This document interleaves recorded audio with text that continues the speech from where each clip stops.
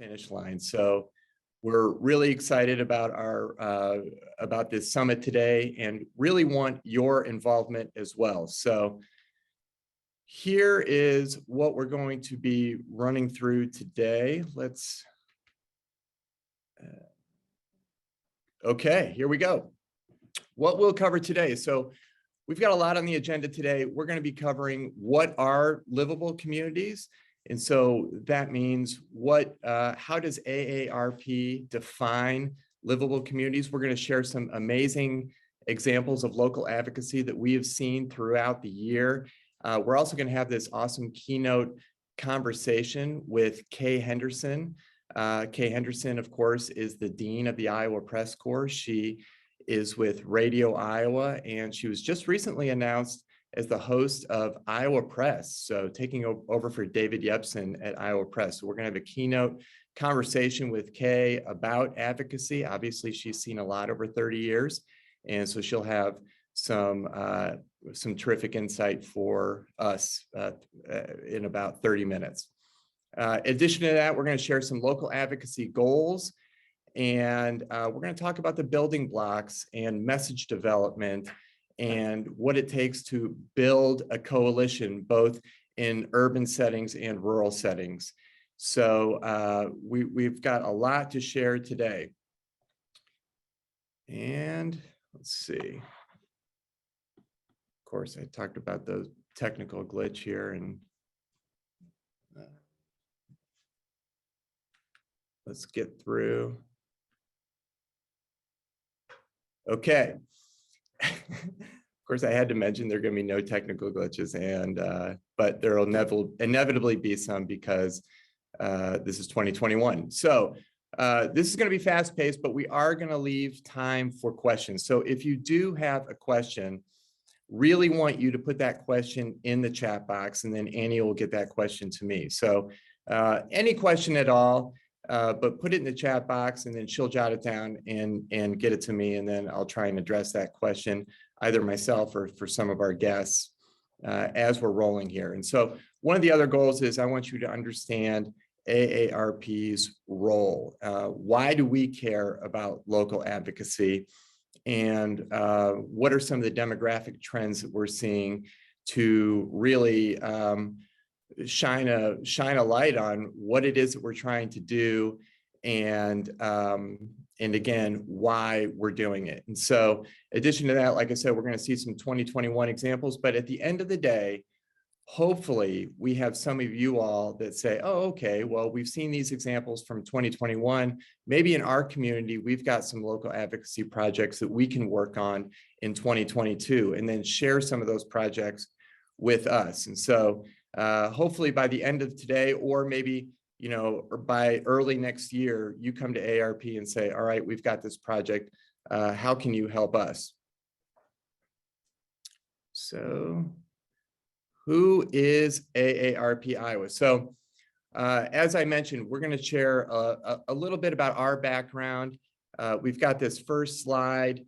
I think this is probably the wordiest slide that we've got in the presentation. I don't like a bunch of words on a slide. I don't think anybody really loves words on slides, but this is really important stuff because it gives you the background on AARP and what our purpose is here, in Iowa. So we were started in 1958 by Dr. Ethel Percy Andrus. So we've been around for about 60 years.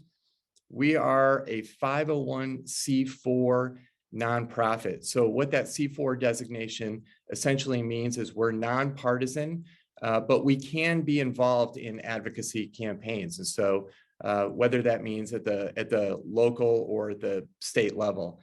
And we do, and we've formed a PAC, and we have gotten involved in advocacy campaigns, certainly over the last couple of years. Our membership, so we've got 38 million members across the United States. That's a lot of members. Here in Iowa, we've got about 342,000 members. So what I like to remind communities is a lot of times, AARP could be the largest organization in your community, and you may not even know it. And so we'll share some more metrics for you as far as how many members that we've got here in Iowa. We'll give a couple sample communities. So the two things that we work on at AARP Iowa are primarily outreach and advocacy. So outreach, those are our community outreach teams, and they lead programs like Fraud Watch. We've got these great Fraud Watch volunteers who give presentations to Rotary clubs and churches throughout Iowa. We also partner with other organizations, like we did recently with Alzheimer's Association on a brain health program. And so we did about 4 brain health programs recently from October to November. And we had great turnout for these programs. And of course, working with Alzheimer's is a terrific partnership for us. And additionally, we have our community outreach teams. They do everything from, they hold coffees with AARP members, and they show up at the state fair. We've got about 80 amazing volunteers that show up at the state fair. So we do a lot in that outreach space. We also do a lot in advocacy. So we have an in-house lobbyist, Anthony Carroll, who you'll hear from soon. In addition to that, we've got, the heart and soul of our advocacy are our volunteers. We have hundreds of advocacy volunteers across the state that meet with their legislators, as well as their members of Congress and senators. And so we really lean heavily on our advocacy volunteers to help us reach our goals. And like I said, we do advocacy at all levels of government. So here we go. Here are some of our membership numbers at a glance. Just real briefly, we have about 14,700 members in Des Moines. And the reason I'm sharing these 3 cities is we're going to give examples of local advocacy from these 3 cities. So we have about 14,700 members in Des Moines. About 30% of those are under the age of 65, 2,500 members in Johnston, 34% under the age of 65. And then we have Charles City, which we have 1,200 members and about 26% under 65. So we skew a little older in Charles City, a little younger in Johnston, and we're kind of right in the middle here in Des Moines. And here's our partisan score. And the reason I'm sharing this is because we take great pride in the fact that we are nonpartisan. And here in Iowa, our membership partisan score skews right down the middle. So we don't come at any issue from a partisan lens or even a certain ideology. We really are right down the middle, in which, again, we take great pride in that. And of course, one of the reasons I love local advocacy work so much is because it is nonpartisan. And it really doesn't matter if you're a Republican or a Democrat, we still need to fix your potholes. So let's look to the future and talk about some of these demographic trends. Why do we do this work around local advocacy? The reason is very simple. Look at the demographic trends. By 2034, for the first time in US history, we're going to have more adults over the age of 65 than kids under the age of 18. This is a sea change in our demographics. And so we need to build our communities in a way that helps older adults thrive. And when we talk about age-friendly communities, the truth is we support communities that do this work, and we build that park bench, we build that bike lane, we connect that sidewalk, and that helps everyone from ages 8 to 80 is how we word that. And so it's not just older Americans, it's really everyone.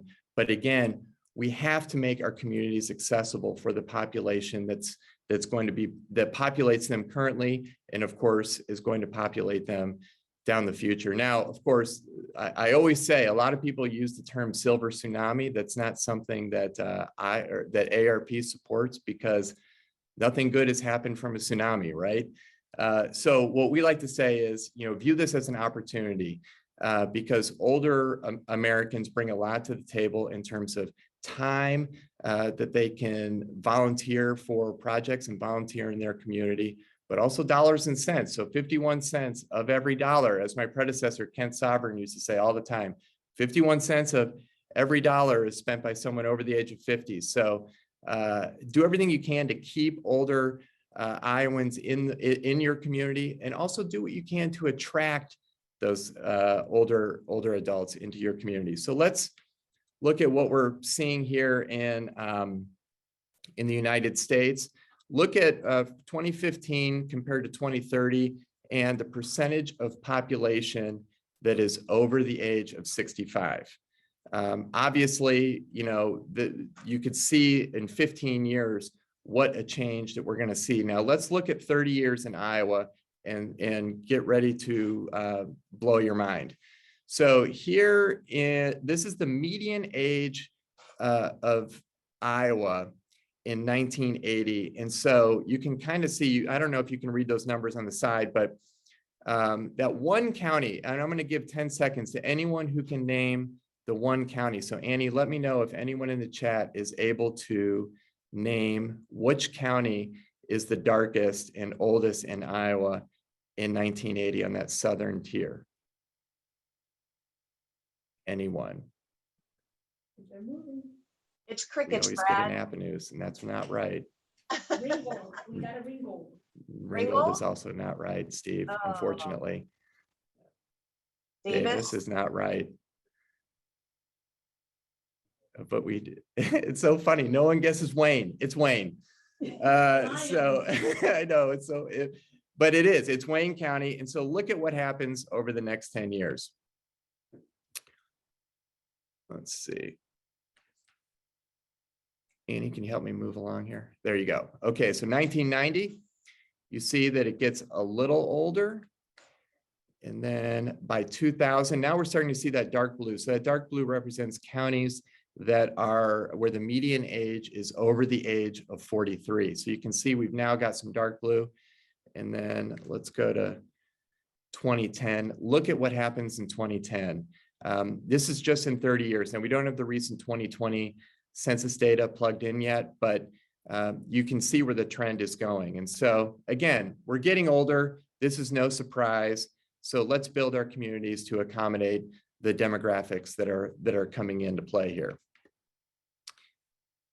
So what are livable communities? Livable communities can mean a lot of things to a lot of people. And at AARP, really every state approaches livable communities differently. So it can obviously means where it's easy to go for a walk, you've got safe streets, you can easily ride a bike, you can afford a house, you've got great public transportation, it can even involve nutrition. But here at AARP Iowa, what we really focus on in terms of livable communities is the built environment. And what that means is literally, how do we build crosswalks to help people get from point A to point B? Bike lanes, how do we build bike lanes that can safely help people ride a bike to work or ride a bike to the grocery store? How do we connect the sidewalks? So the built environment is what we're focused on at AARP Iowa. And so here's some of the work that we've got. Actually, okay. So in 2018, when I first got here, we did something called tactical urbanism. And so the tactical urbanism project that we did in 2018 is, so as you can see right there, you can see we've got, this is in the East Village in Des Moines, and we've got this bike lane. It's a protected bike lane. It's got these plastic delineators. Frankly, it's a pilot project. It's kind of ugly, and people get confused. Also, people don't even know. I myself have driven on the wrong side of these plastic delineators, and I'm a giant fan of bike lanes. And so what we wanted to do is tactical urbanism is a temporary, you build something temporarily to show what is possible to city leaders. And so let's go to the next slide.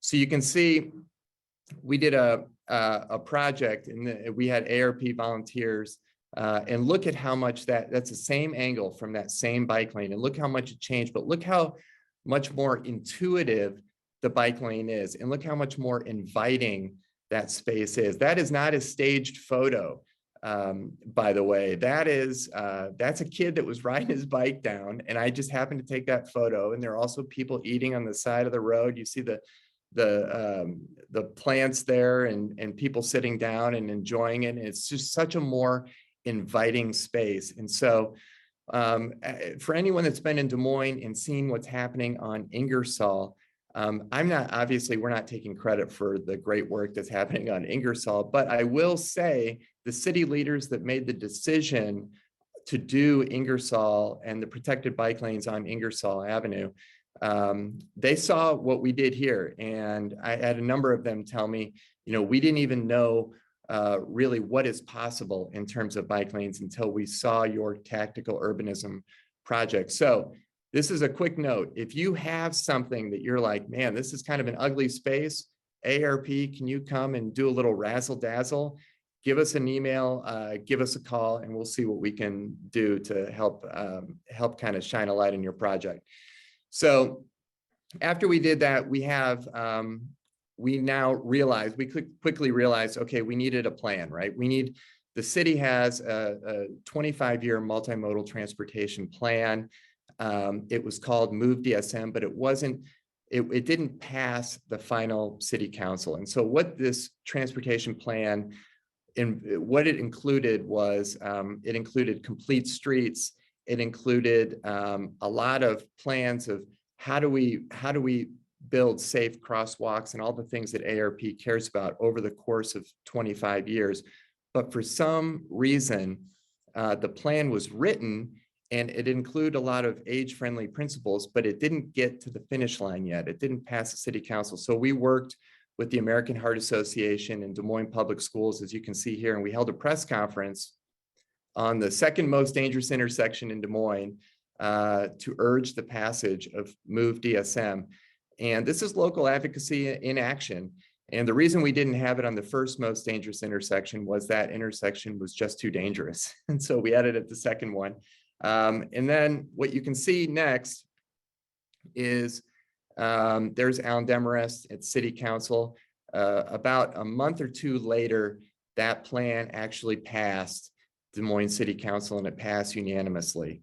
And so, and what that plan called for, again, road diets, walkability, updated code ordinances.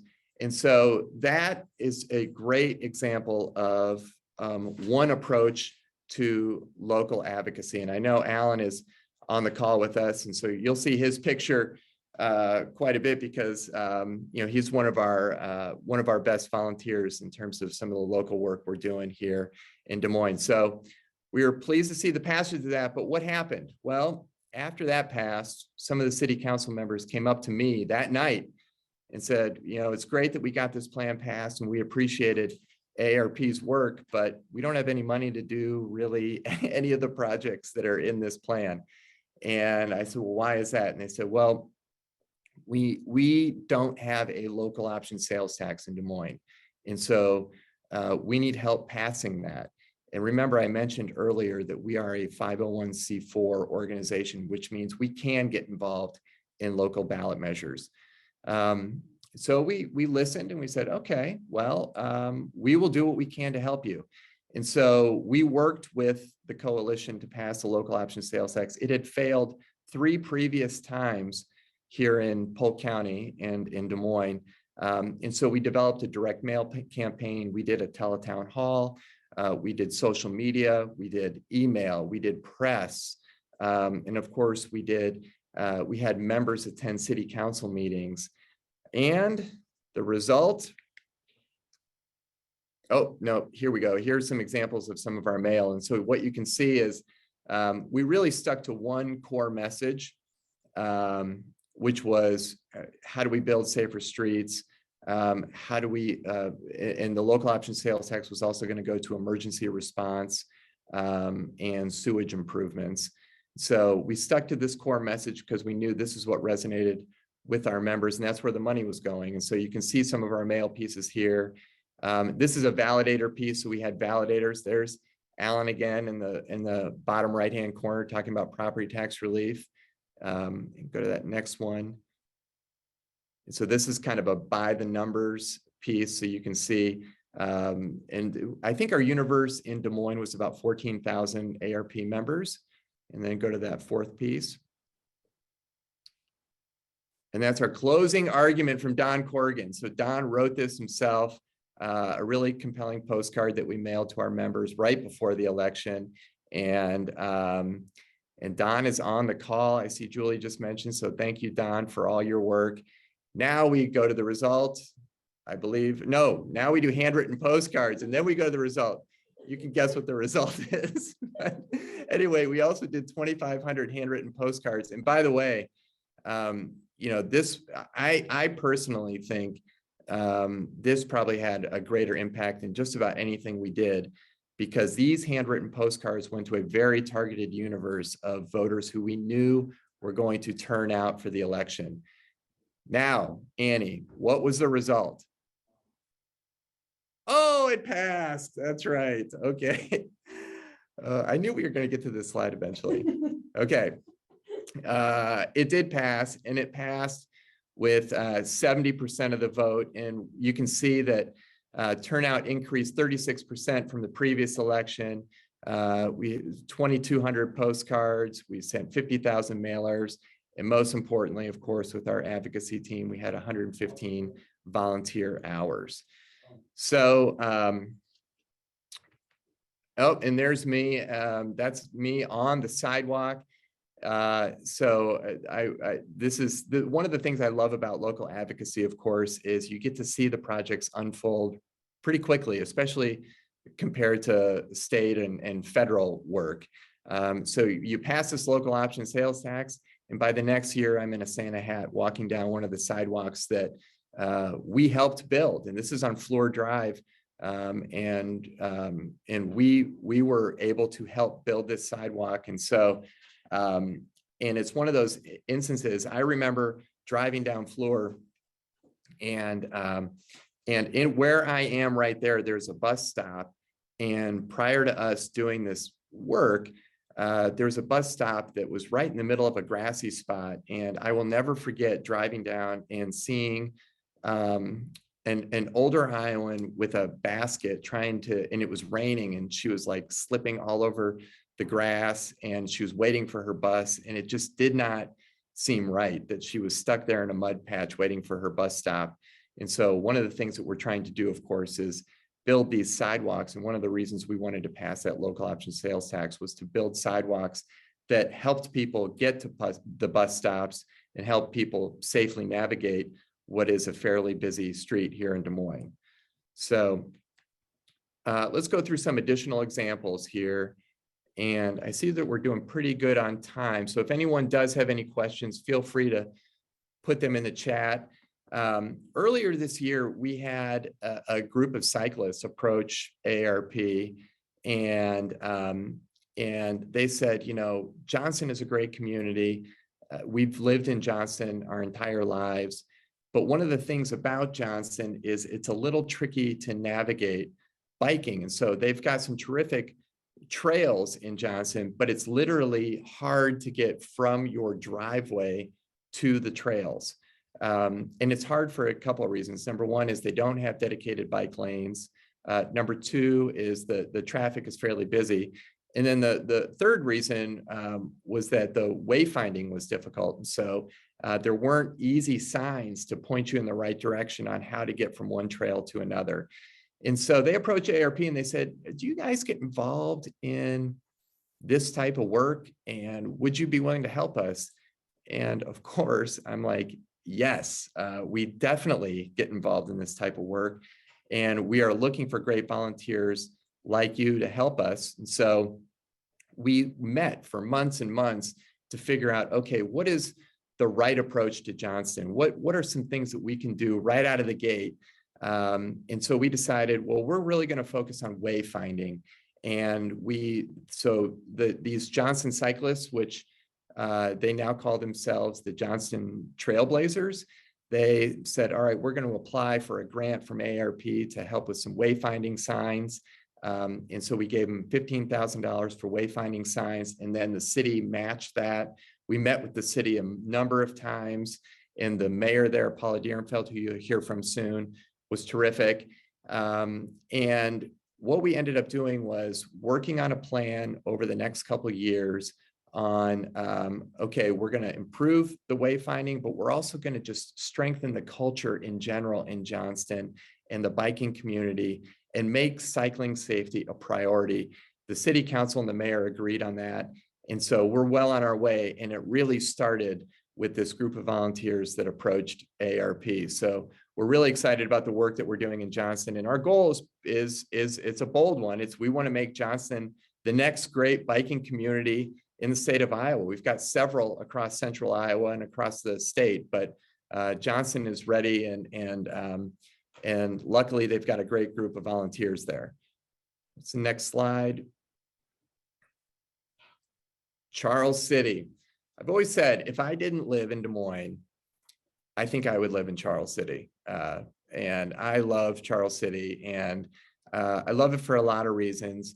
They entered the age-friendly network in 2019, and it was led by Jim Erb, the former mayor of Charles City, who sadly passed recently, but really a terrific leader when it comes to everything local advocacy. And they approached us.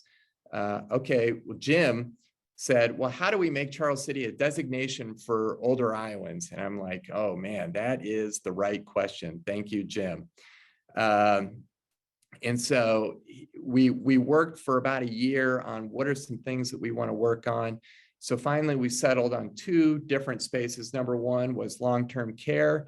How do we improve home-based care in Charles City? Because we know that that's what people want. So how do we improve that in Charles City? And in addition to that, what are some local ordinances in terms of the zoning code? How can we improve that zoning code to make it a more age-friendly city for all residents? And we'll share a little bit about our work here in an upcoming video. And finally, we're going to get to Des Moines.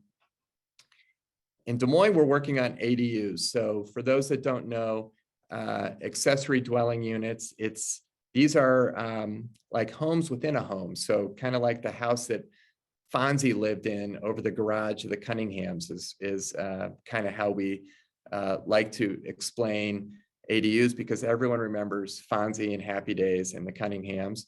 They're also, of course, known as carriage houses, mother-in-law suites, granny flats, although we don't love the term granny flats. So we'll stick to ADUs for now.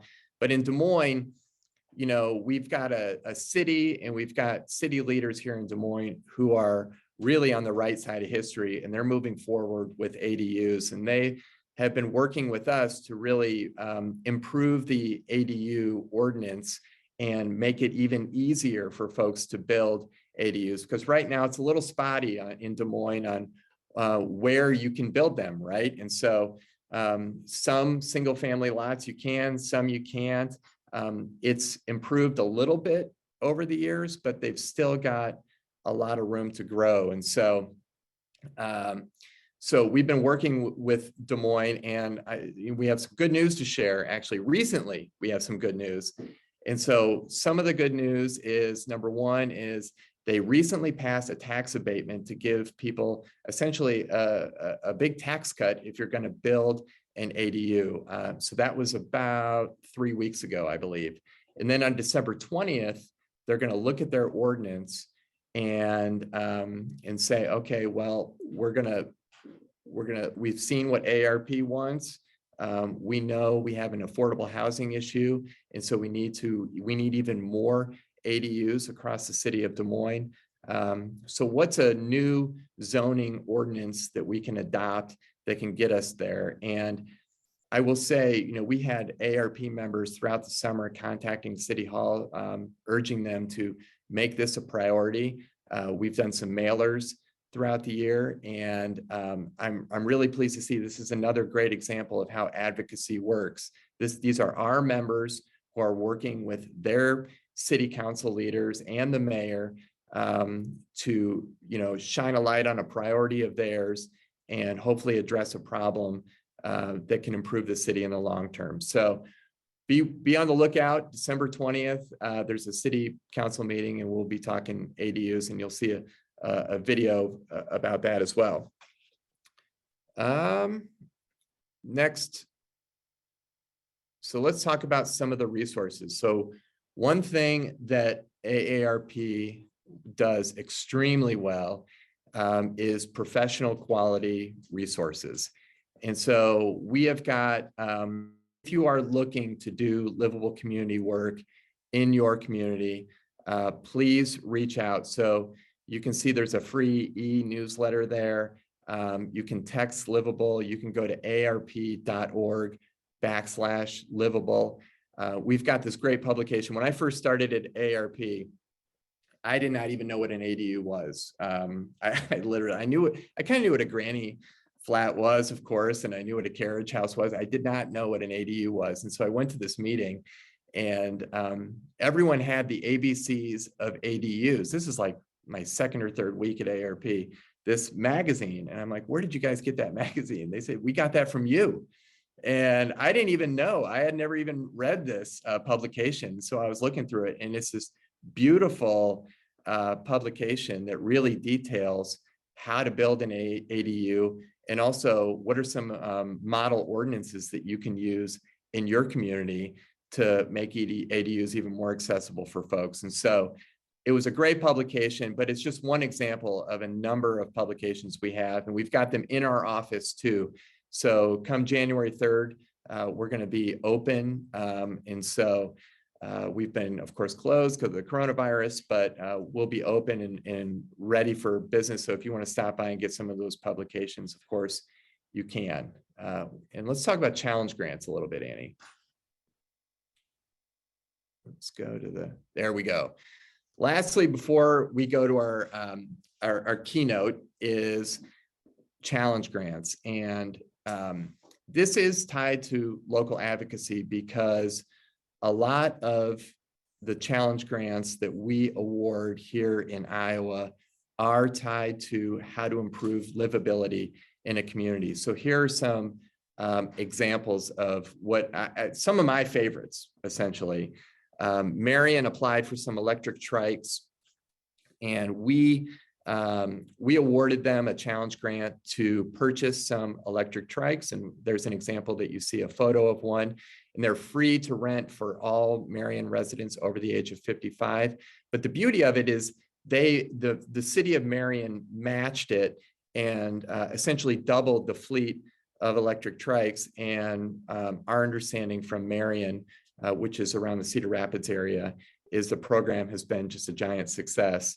And so we're really pleased to see that people are using the trikes. And again, we hope that kind of model for purchasing those electric trikes and offering them to older residents, other communities adopt that kind of model. Let's go to the next example here. Oh, Avoca. So everybody loves Avoca. Anthony's raising the roof over there for Avoca. So these are some outdoor musical instruments, and the public library in Avoca applied for a challenge grant, and we essentially provided funding for these outdoor instruments. And the beauty of where these are located is they're right there on Main Street.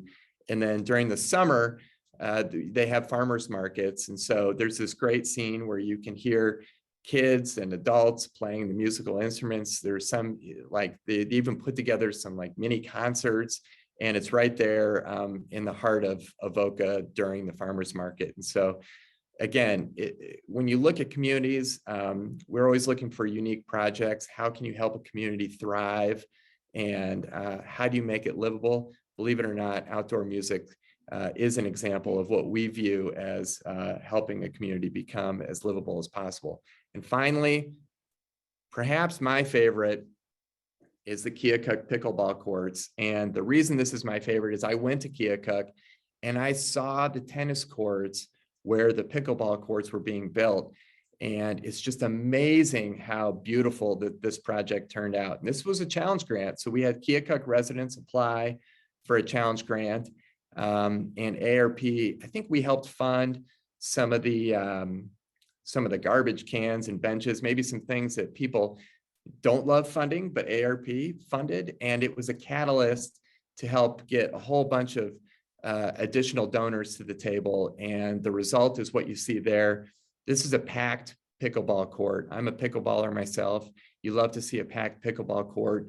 And so this has really become a designation or destination for people from all over. So Fort Madison, Burlington, they all now are looking at Keokuk because they've got this beautiful, championship quality pickleball courts right there in the heart of Keokuk. And so great project, but again, an example of livability. So when we talk about the built environment, we're talking about parks, we're talking about sidewalks, we're talking about complete streets, affordable houses, ADUs. That is what we're talking about when it comes to the built environment and some of the projects that we really want to take a look at for 2022. So